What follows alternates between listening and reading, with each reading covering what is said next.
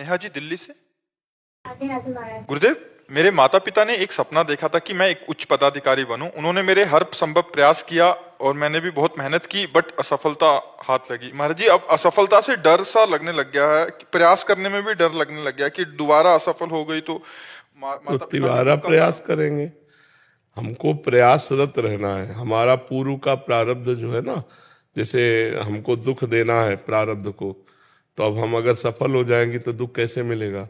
तो असफल करेगा ना, तो कई बार असफल करेगा, कितनी बार प्रारब्ध अटैक करेगा। हम हर बार प्रयास करते हैं और प्रारब्ध को असफल करने के लिए नाम जप करो। नाम जप करते हो साथ में, अधिक से अधिक संख्या में नाम जप करो। तो जो प्रारब्ध आपको असफल करना चाहता है, आप उस प्रारब्ध को असफल कर दीजिए और आप सफलता प्राप्त कीजिए। मंत्रानुष्ठान में और भगवान के स्तोत्रों में और भगवान के नाम जप में बड़ी सामर्थ्य है।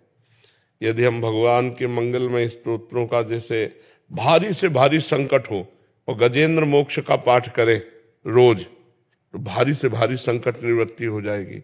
धन चाहिए तो ऐसे स्तोत्र हैं जिनके गायन करने से धन की प्राप्ति होती है। यदि हमें अपने लक्ष्य की प्राप्ति चाहिए तो मंत्रानुष्ठान, जप, इनमें इतनी सामर्थ्य है कि प्रारब्ध को नष्ट करके हमारी सफलता। अब माला दो माला से तो बात बनने वाली नहीं। डट के मंत्रानुष्ठान करो, नाम जप करो, तो यहाँ के अधिकार की क्या बात है, ब्रह्मा का अधिकार मिल जाए। ये तो मर्त लोक के कोई अधिकारी पद की बात है, ब्रह्मा का अधिकार मिल जाए। देखो, पूर्व का पुण्य है तो हमारे देश की एक महिला राष्ट्रपति है। तो हम निराश तो कभी होंगे ना कि अब हमसे नहीं हो पाएगा, नहीं। जय बार असफलता मिले तय बार और उत्साह करके हम लगी रहे तो कभी न कभी सफल हो जाएंगे। पर साथ में भजन होना चाहिए। अगर तप नहीं है, भजन बल नहीं, तो किसके बल से आप प्रारब्ध को दबा करके आगे बढ़ेंगे? वो भजन बल ही होता है। इसलिए खूब भजन कीजिए, नाम जप कीजिए और भगवान से प्रार्थना कीजिए, तो कभी न कभी तो सुन ही लेंगे। महाराज जी, मन में भय हो गया है कि असफलता के डर की वजह से और उसकी वजह से जो माता पिता को दुख होता है, उनका जो चेहरा देखना पड़ता है। देखो, इस पे ध्यान नहीं देना चाहिए। इस पे ध्यान नहीं देना चाहिए। वो तुम्हारे हाथ की बात है क्या? अब बच्चे इसी बात को ज्यादा ध्यान देने लगते हैं तो गलत मार्ग में चले जाते हैं। ना हम माता पिता के दुख को देखेंगे, ना स्वयं दुखी होंगे। ऐसे बच्चे तो गलत कदम उठा लेते हैं। बिल्कुल नहीं देखना। माता पिता दुखी हैं तो मैं क्या करूं? तुम्हारा प्रारब्ध भोग है। मैं तो प्रयासरत हूं। तुम्हारे प्रारब्ध में नहीं लिखा है हमसे सुख भोगना, तो कैसे करें? नहीं, हम पदाधिकारी बन जाए, आपको सुखी देखें, तो तुम्हारा भी प्रारब्ध है।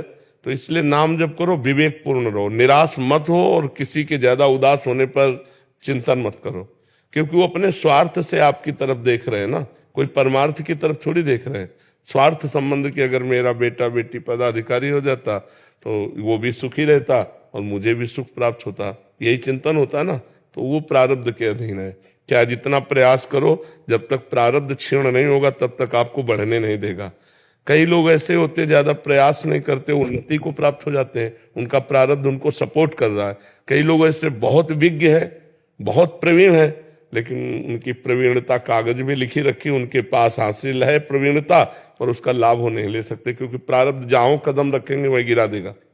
प्रारब्ध पूर्व का पाप कर्म हमारा होता है ना, तो हम इतना भजन करें कि पूर्व के प्रारब्ध कर्म को हम विध्वंस कर दें, तब तो हम आगे बढ़ सकते हैं। नहीं तो बार बार हमें निराशा, और इतनी निराशा हो जाएगी कि फिर जैसे बच्चे फेल हो जाते हैं, उनको लगता है मम्मी पापा डांटेंगे और मित्र लोग उपहास करेंगे, तो इससे अच्छा ऐसा तो कर लो। ये विवेक नहीं है, बुद्धिमानी नहीं है। हमें हर बार प्रयास करना चाहिए, और एक मार्ग में प्रयास निष्फल हो जाए कई बार तो दूसरा मार्ग चयन करना चाहिए। ऐसा नहीं कि आप पदाधिकारी बनकर ही केवल धन कमा सकते हैं, आप व्यापारी बनकर भी तो कमा सकते हैं, आप छोटा काम करके भी तो कर सकते हैं। तो हम देखें कि जिस विषय में बार बार असफल हो रहे हैं तो हमें मार्ग चेंज कर लेना चाहिए, हमें दूसरा मार्ग ले लेना चाहिए।